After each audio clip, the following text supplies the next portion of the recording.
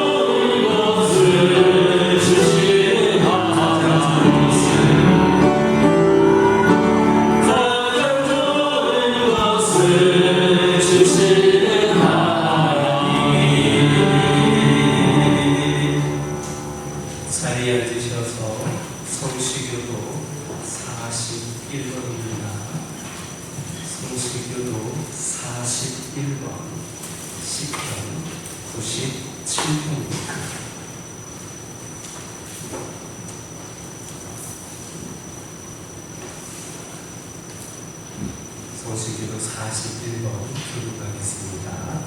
여호와께서 다스리시나니 땅은 즐거워하며 허다한 성은 기뻐할지어다.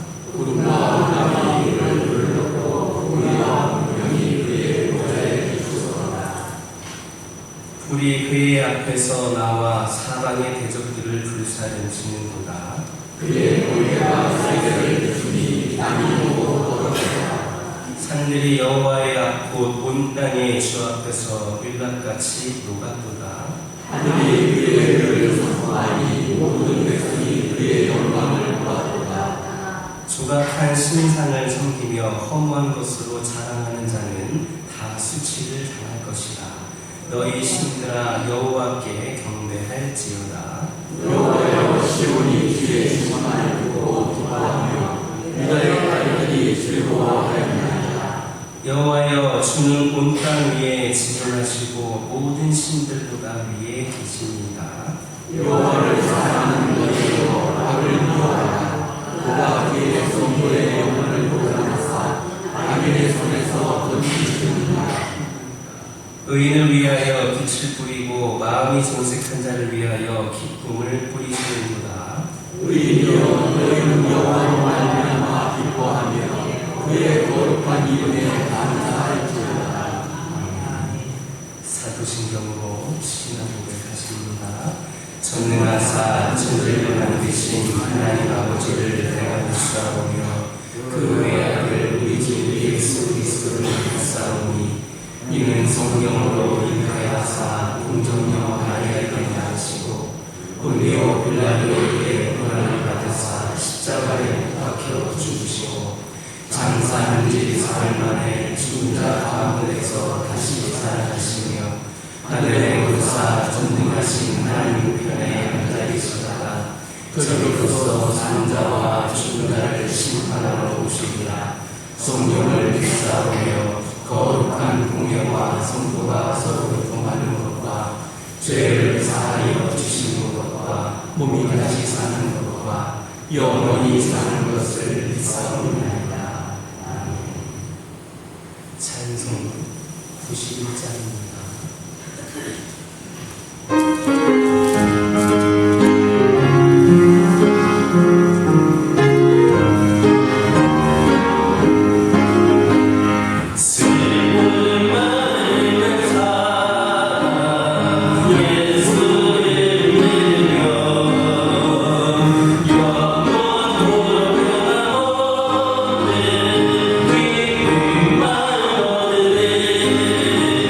예수의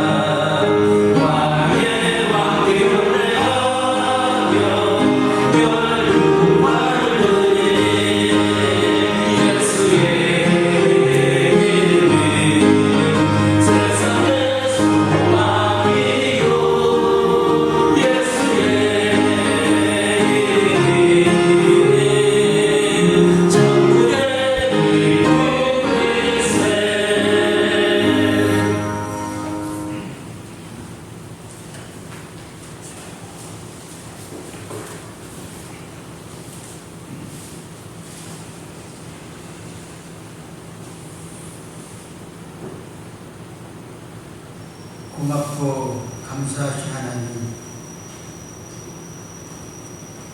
지나간 반년 동안도 우리 하나님께서 그 무더운 날씨 가운데 저희들을 붙들어 주셔서 건강하게 지낼 수 있는 것 하나님께 영광을 드립니다.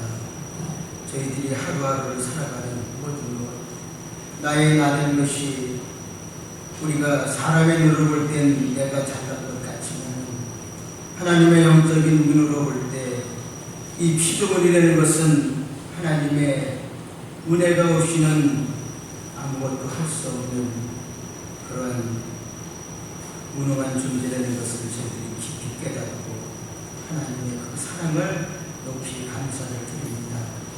오늘도 우리 하나님께서 예수님의 피 공로를 통해서 만세전부터 택하여 주시고 뽑아주신 믿음의 건석들이 주님 전에 나왔습니다.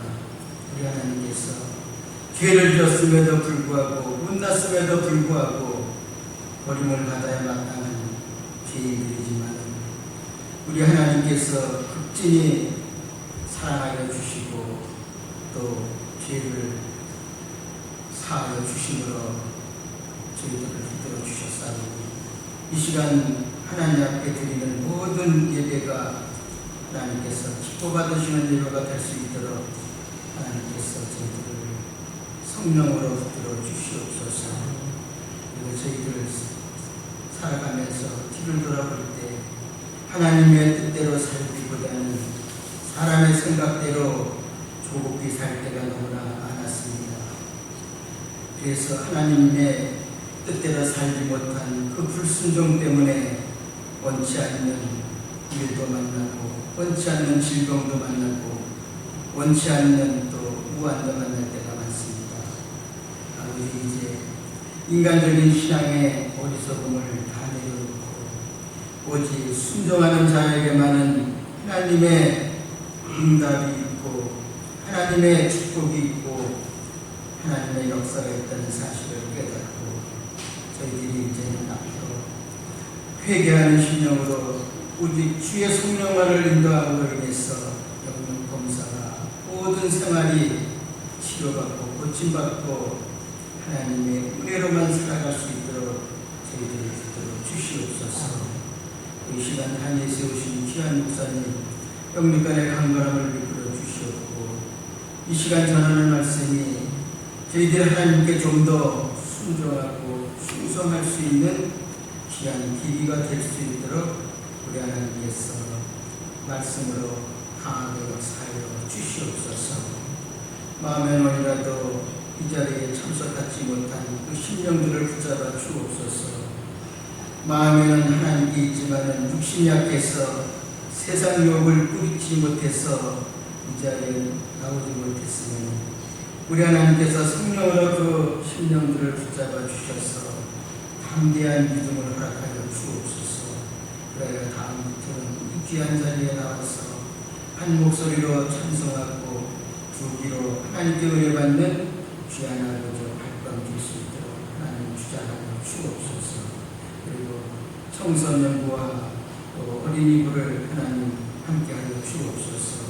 비록 인원도 부족하고 미약하지만 두세 사람이 모인 곳에는 우리 하나님께서 함께 하신다고 하셨사오니 한 심령이 천하보다 귀한 그 영혼들을 하나님께서 긍휼히 보시사 성령으로 그 마음에 담대함을 허락하여 주셔서 믿음으로 굳건하게 성장해서 하나님의 일꾼 삼아 주시기를 간절히 기도드리옵나이다.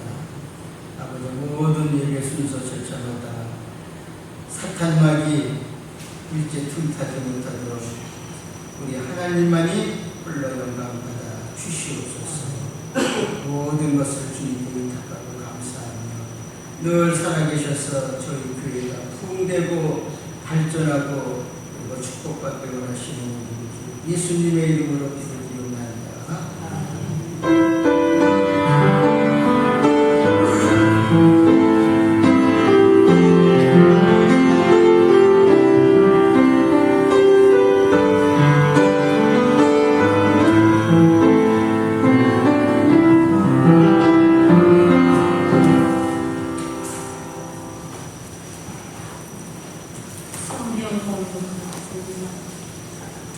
안에 있는 기도가 뒷뜰에서 11주까지 공격하였습니다. 어떤 사람들이 유대로부터 내려와서 형제들을 가르치되 너희가 모세의 법대로 할례를 받지 아니하면 너희 구원을 받지 못하리라 하니 바울 및 바나바 그들 사이에 적지 아니한 다툼과 변론이 일어나니라. 형제들이 이 문제에 대하여 바울과 바나바와 그 중에 몇 사람을 예루살렘에 있는 사도와 장로들에게 보내기로 작정합니다. 그들이 교회의 전송을 받고 베니게와 사마리아로 다니며 이방인이 주께 들어온 일을 말하여 형제들이 다 크게 기쁘게 합니다. 예루살렘에 이르러 교회와 사도와 장로들에게 영접을 받고 하나님이 자기들과 함께 계시어 행하신 모든 일을 말하니 바리새파 중에 어떤 있는 사람들이 일어나 말하되 이방인에게 할례를 행하고 모세의 율법을 지키라 명하는 것이 마땅하다 하니라.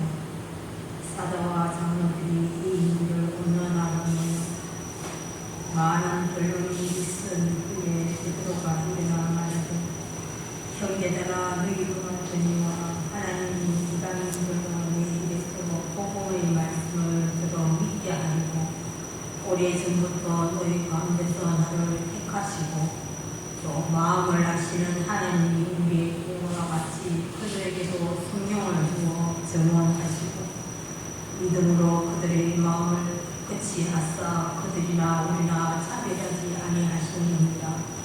그런데 지금 너희가 어찌하여 하나님을 시험하여 우리 조상과 우리도 능히 매지 못하는 명예를 지자들의 영에 드리느냐. 그러나 우리는 그들이 우리와 동일하게 주 예수의 은혜로 구원받는 줄을 믿노라 합니다. 아멘.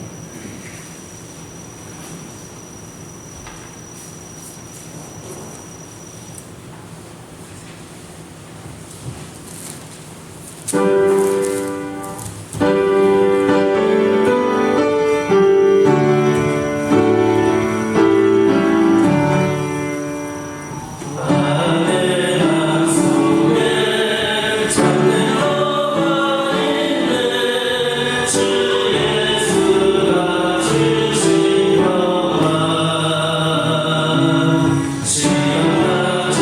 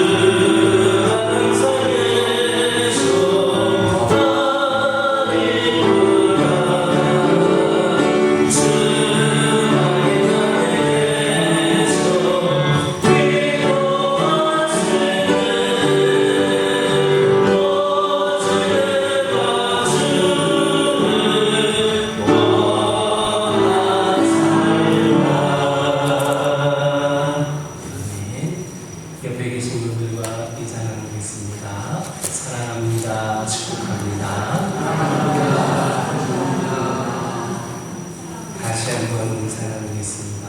오늘도 은혜 많이 받으시기 바랍니다. 할렐루야. 사도 바울과 바나바가 성공적으로 1차 전도 여행을 하고 돌아왔습니다. 얼마나 놀랍고 좋은 일입니까? 그러나 모든 사람들이 다 기뻐해 줄 것은 아니었습니다. 이 일에 대해서 별로 좋지 않게 생각하고 반대하고 시기하는 무리들도 있었습니다. 그들은 유대에서 내려온 사람들이었습니다. 성령의 불이 일어나는데 그에 맞서 그 성령의 불을 끄는 반대자들이 지금 일어나고 있는 겁니다. 이렇게 성령의 역사가 일어나고 교회가 부흥을 할 때 사탄은 아주 사소하고 중요하지 않은 문제들을 굉장히 중요한 것처럼 만들어서 하나님이 하시는 일들을 방해하는 그런 경우가 있습니다. 이들이 부딪힌 문제는 전통적인 신앙에 대한 갈등입니다. 즉, 교리적인 문제에 대한 갈등입니다. 본문을 보면 유대에서 내려온 사람들은 구원받는 것도 좋고 성령을 받는 것도 좋고 예수 믿는 것도 좋다. 그렇지만 거기에 더해 할례를 받아야 된다 이렇게 말을 합니다. 할례를 받지 않으면 완전한 구원을 받을 수 없다 이렇게 말하는 겁니다. 할례를 주장하는 사람들에게 중요한 것은 법입니다. 물론 법은 중요합니다. 그러나 법보다 더 중요한 것은 은혜입니다. 법이 우리를 살리는 게 아닙니다. 모든 문제가 법으로 해결되는 것은 아닙니다. 그렇다면 그들은 왜 할례를 꼭 받아야 된다라고 주장을 하게 되었는가? 할례는 하나님이 만들어주신 제도였습니다. 그것은 언약의 상징이었고 하나님께서 언약을 사람의 살에다가 표시하신 것이었습니다. 또 백성의 입장, 즉 할례를 받은 사람의 입장에서는 이제는 내 능력과 내 의지로 살아가지 않고 하나님을 의존하여 살아간다.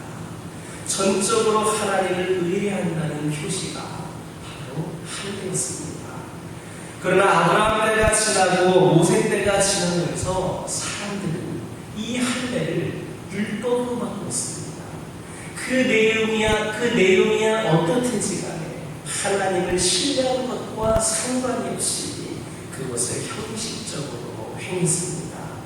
즉 몸에 상처를 내서 할례를 받기만 하면 자동적으로 하나님의 백성이 된다는 식으로 다른 생각을 하게 된 겁니다. 그 모습이 결국에는 초대교회까지 내려와서 할례를 받지 않으면 구원이 없다라고 주장하는 극단적인 질문까지 이르게 되었습니다. 다시 말하면 할례의 형식만 남고 그 내용은 죽음입니다. 여러분, 모든 종교에 있어서 위기가 무엇인지를 아십니까? 형식만 남는 겁니다. 사랑을 얻고 제사 드리는 형식, 예배 드리는 형식, 설교하는 형식, 교회에 나오는 형식, 그 내용이야 어떻든 형식만 남는 겁니다. 하나님 앞에 무슨 죄를 짓든 무슨 오만한 짓을 하든 형식만 잘 지키면 좋은 신앙이라고 생각합니다. 이런 생각들은 우리를 속이는 겁니다. 하나님은 우리의 외양을 보지 않고 내면을 보십니다. 내가 누구인가를 보십니다.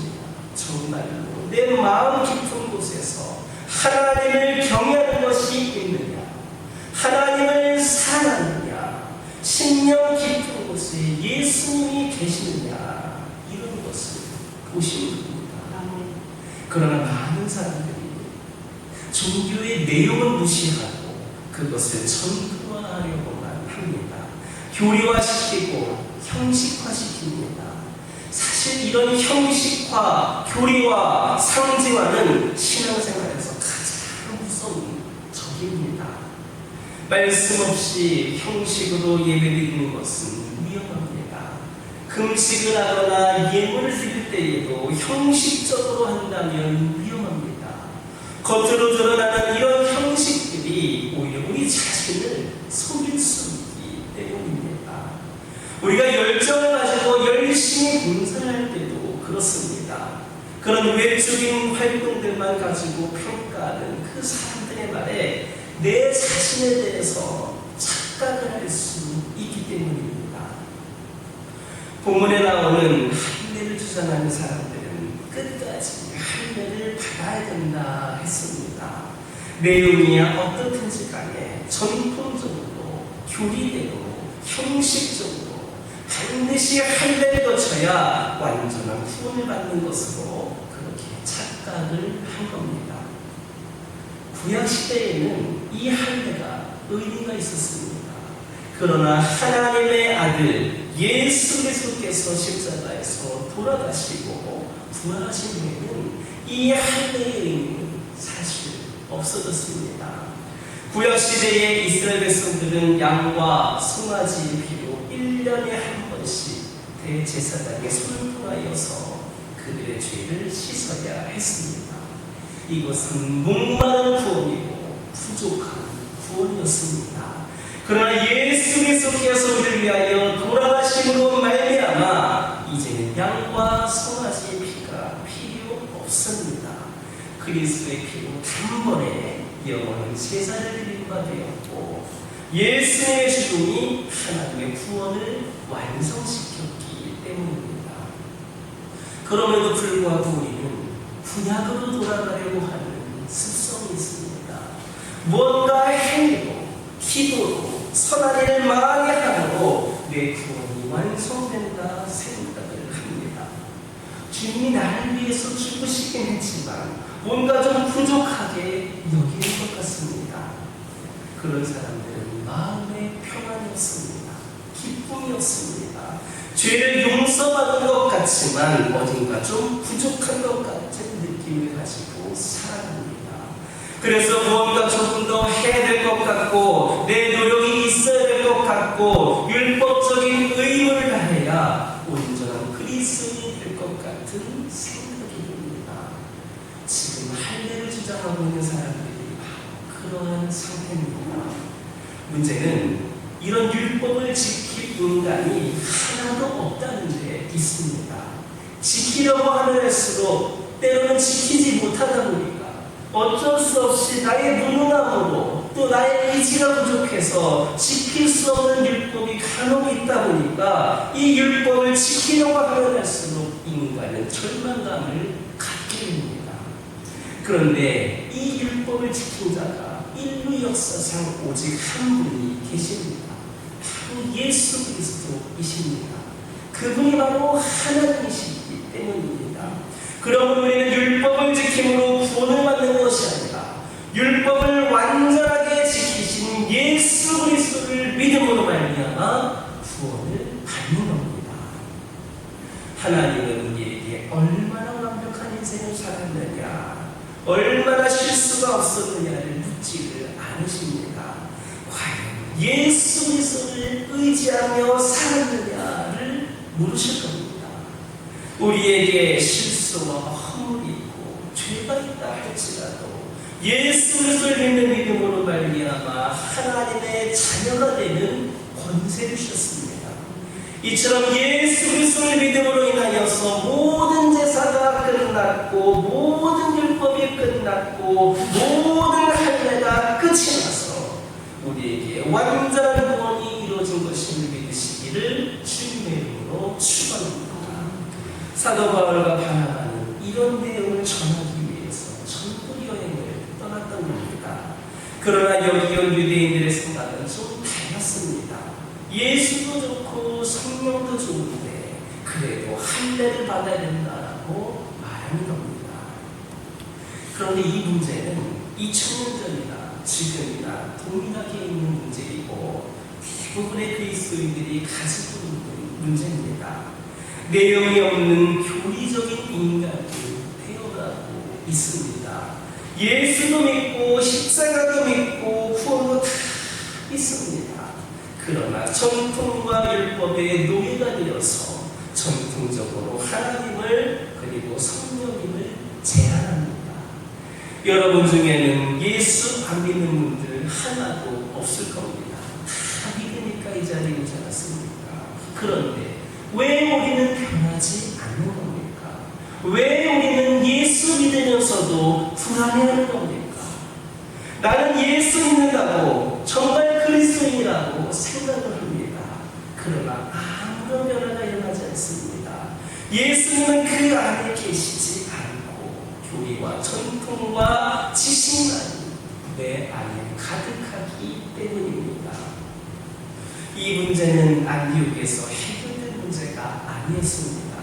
그래서 문제 해결을 위해 형제들이 바울과 바나바를 비롯한 몇 사람을 사도들과 장로들이 있는 예루살렘으로 그렇게 보내기로 했습니다. 지금 이 사람들은 논쟁에 휘말려서 예루살렘으로 가고 있는 중입니다. 그런데 오늘 보면 2절 보니까 그 와중에도 그렇게 논쟁을 위하여 어쩔 수 없이 휘말려서 예루살렘으로 가고 있는 그 와중에도 그 작은 도시들을 들려가면서 예수님을 전하고 있는 것을 볼 수 있습니다. 어떻게 하면 그 논쟁에서 이길 수 있을까? 그 위험으로부터, 그 공격으로부터 이길 수 있을까? 그것을 생각한 것이 아니라 그 가는 중에도 그 작은 도시들을 들려가면서 예수님을 전하고 있습니다. 얼마나 예수가 절실했으면 무슨 일을 만나든지 어디를 가든지 어떤 상황에 처했든지 예수님의 이야기를 하고 있습니까? 바울 일행을 보면 예수님이 늘 그 안에 계신 것 같습니다. 여러분들 안에도 그 예수님이 계십니까? 예수님의 생각이 여러분들 안에 들어 있습니까? 바로 이것이 그 안에 교리가 있는 사람과 예수님 있는 사람 간의 차이입니다. 물론 우리는 교리를 부인하지 않습니다. 그런데 더 중요한 것은 바로 예수님이 내 안에 계신다 된다는 겁니다.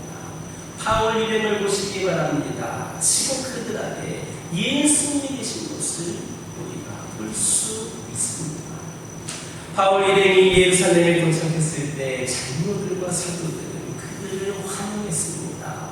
바나바와 바울은 그들에게 간증을 합니다. 그들은 그 이야기를 하면서 기쁨을 나눴습니다. 그런데 바리새파 중에 어떤 믿는 사람들은 예수도 좋고 성령도 좋은데 할례를 받아야 된다라고 말을 합니다. 결국 그들 사이에 많은 분쟁과 토론이 계속 이어지게 됩니다. 아주 심각하고 광범위한 토론이 계속됩니다.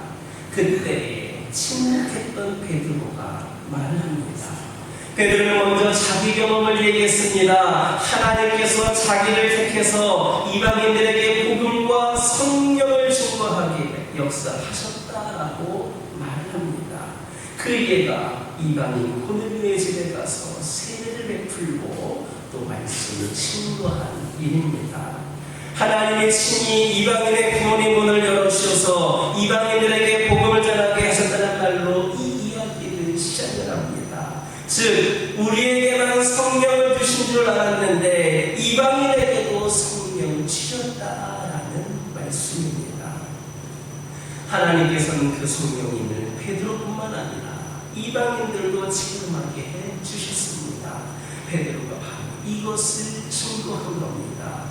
이방인들도 살아계신 예수님을 보고 느낀 겁니다. 이것은 예수님을 단지 지적, 의지적, 이성적으로 믿는 것과는 다릅니다.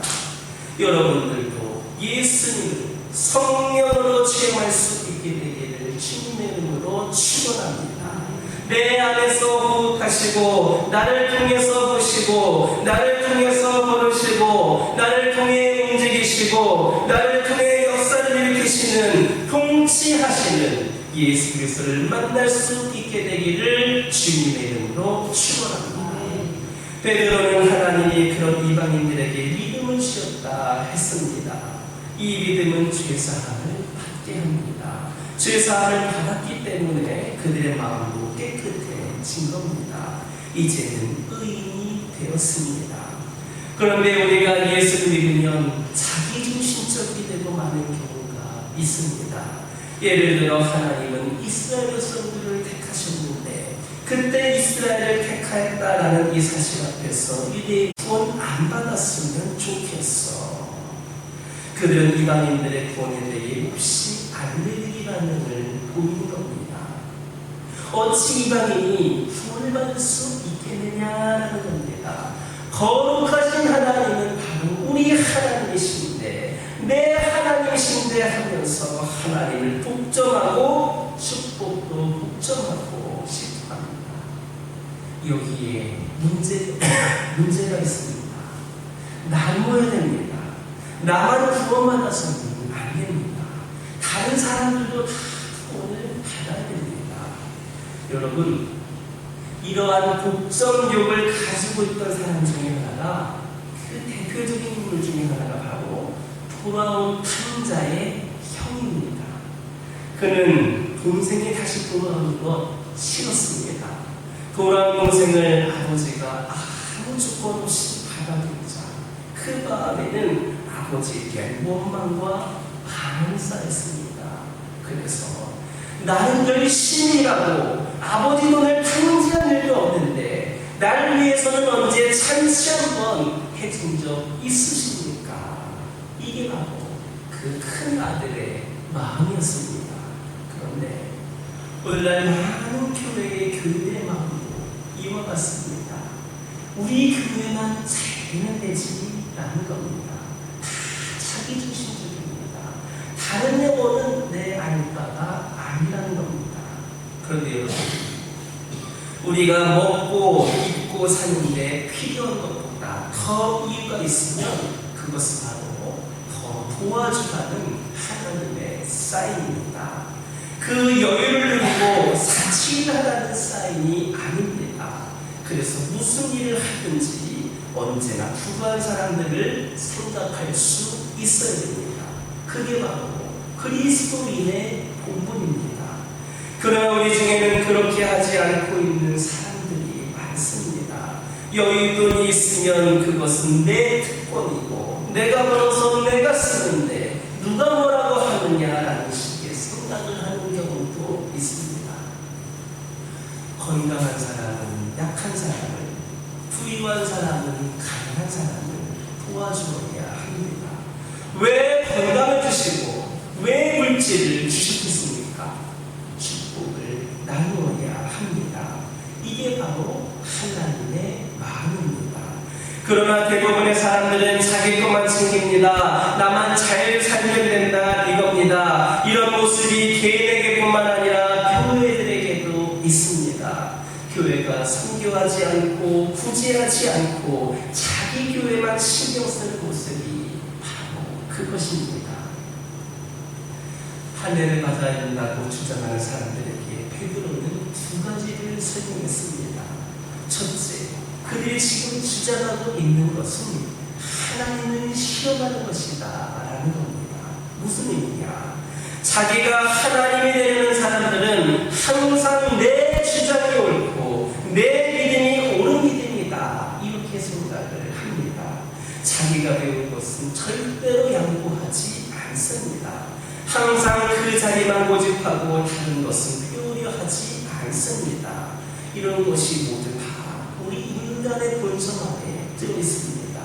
이게 바로 하나님을 시험하는 겁니다. 자기가 하나님이 되려고 하는 겁니다. 아무것도 아닌 것 같지만 이것이 엄청난 일입니다. 두 번째로 베드로는 우리 조상도 우리도 능히 매지 못한 멍에를 제자들의 목에 두르느냐라는 말을 하고 있습니다. 즉 너희들이 주장하고 있는 할례라든지 율법을 지키는 것은 우리 조상들도 제대로 못했다라는 뜻입니다. 그런데 왜 남에게 그것을 지키라고 강요하느냐라는 말입니다. 이것은 참 놀라운 메시지입니다. 어떤 인간도 율법을 완벽하게 지키지 못합니다. 누가 율법을 피해갈 수 있겠습니까? 아무도 없습니다. 그런데 왜 자꾸 다른 사람에게 강요합니까? 약속을 지키는 것을 왜 다른 사람의 목에 걸려고 합니까? 더군다나 이런 행위를 전도자의 이름으로, 신앙의 이름으로 한다라는 겁니다. 우리는 이 문제를 심각하게 봐야 합니다. 왜 예수를 믿으면서 우리 마음에 평화가 없습니까? 왜 마음에 기쁨이 없습니까? 간단합니다. 내가 못하는 것을 다른 사람에게 강요하기 때문입니다. 그런데 나도 못하면 다른 사람도 못할 수 있다고 생각해야 됩니다. 내가 실수하면 다른 사람도 실수할 수 있다고 이해해줘야 합니다. 가정에서도 그렇습니다. 남편도 실수할 수 있고 아내도 실수할 수 있다는 점을 인정해야 됩니다. 그런데 남편들은 아내의 실수를 용납하지 않습니다. 또 아내들도 자기가 못하는 것을 남편에게 하라고 합니다. 그러니까 싸우게 됩니다. 서로의 실수를 용납하지 않으면 스스로 불편해집니다. 평화가 없습니다. 기쁨이 없습니다. 자유가 없습니다. 이것이 다 율법이 되기 때문입니다. 사랑하는 성도 여러분, 하나님의 이름이나 율법의 이름으로 다른 사람에게 멍에를 씌우지 마시기 바랍니다. 그 멍에가 나에게 힘들다면 다른 사람에게도 힘든 겁니다. 우리가 이 율법의 멍에로부터 어떻게 자유할 수 있었습니까? 우리는 그리스도께서 값없이 주시는 구원의 은혜로 말미암아 율법에서 자유함을 얻고 구원을 받은 겁니다. 그러므로 다른 사람에게 율법의 멍에를 씌우지 마시기를 주님의 이름으로 축원합니다. 그리고 이제부터는 어떤 사람을 비판하고 싶으면, 혹시 누군가와 논쟁하고 싶은 생각이 들면 예수님을 소개하시기 바랍니다. 그게 최고의 방법입니다. 싸우고 논쟁하면 여러분이 하나님이 되는 것과 같습니다. 또한 사람이란 한 번 고집을 피우면 계속 밀고 나가고 싶어 합니다. 거기에는 해답이 없습니다. 무언가를 꼭 말하고 싶다면 그 사람에게 예수님을 보여주시기를 바랍니다. 그러면 문제가 쉽게 해결될 겁니다. 나도 못하는 일을 남에게 강요하지 마시기 바랍니다. 그로 하여금 예수님을 바라보게 하시기를 바랍니다. 그러면 은혜 가운데서 우리 약점들과 실수들이 다 보완될 것이고, 우리가 서로 눈물을 흘리며 하나님께 영광을 돌리게 될 겁니다. 저는 마태복음 7장에 나오는 자기 눈에 들보는 보지 않고 남의 눈에 피만 빼려 하느냐는 말씀을 볼 때마다 늘 그런 생각을 하곤 합니다. 왜? 다른 사람의 눈 속에 있는 피가 보일까? 그것은 자기 눈 속에 있는 들보 때문입니다. 거짓말하는 사람은 남 거짓말하는 것도 빨리 눈치챕니다. 사기를 쳐본 사람은 남이 사기치는 것을 빨리 알아차립니다. 왜 그렇습니까? 자기가 해봤기 때문입니다. 죄가 많은 사람이 남의 죄를 빨리 봅니다. 실수가 많은 사람들이 남의 허물을 빨리 봅니다. 들보가 있기 때문에 남의 티를 보는 겁니다. 절대 남을 고치려 하지 마시기 바랍니다. 정말 고치고 싶다면 그를 만드신 하나님께 기도하시기 바랍니다. 그러면 변하게 될 것을 믿는 저와 여러분 되기를 주님의 이름으로 축원합니다. 기도하겠습니다. 하나님, 우리 모두 예수를 바라보게 하여 주옵소서. 예수는 우리의 통치자이시며 주님이시며 영원한 친구십니다. 우리를 아시고 우리의 문제를 해결해 주신 분인 것을 믿습니다. 오 주님, 예수님을 바라보게 하여 주옵소서. 예수님의 이름으로 기도드립니다. 봉헌 찬송 528장입니다. 내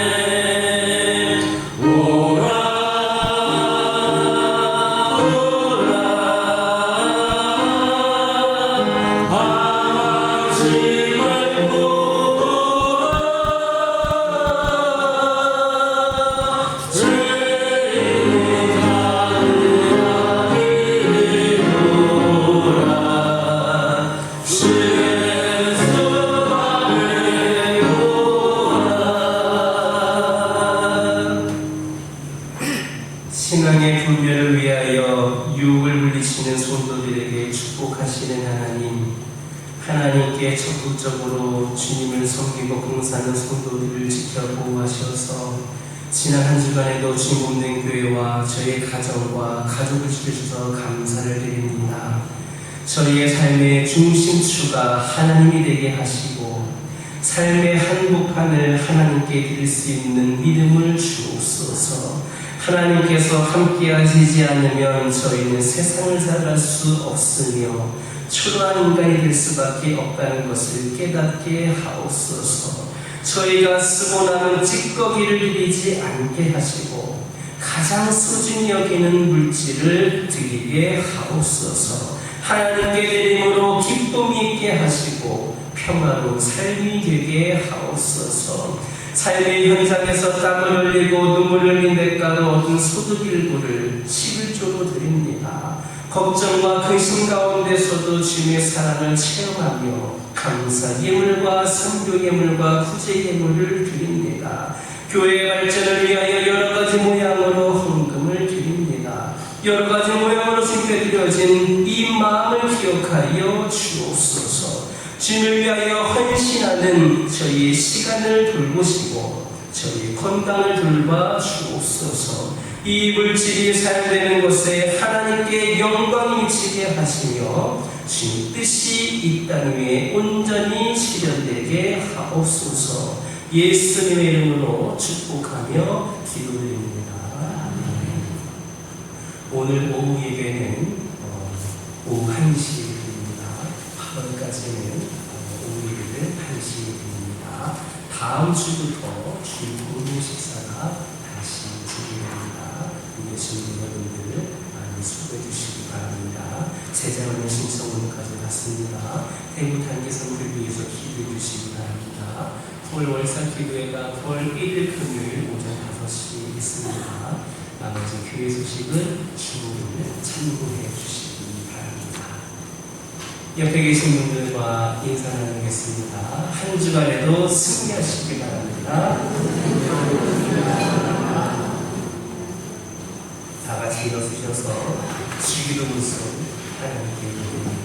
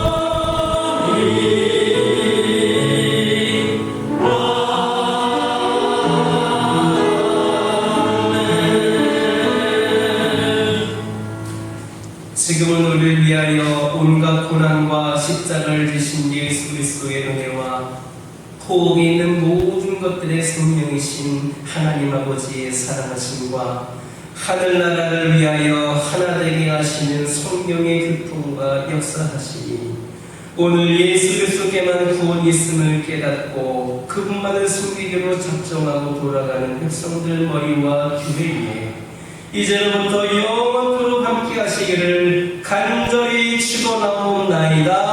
아멘.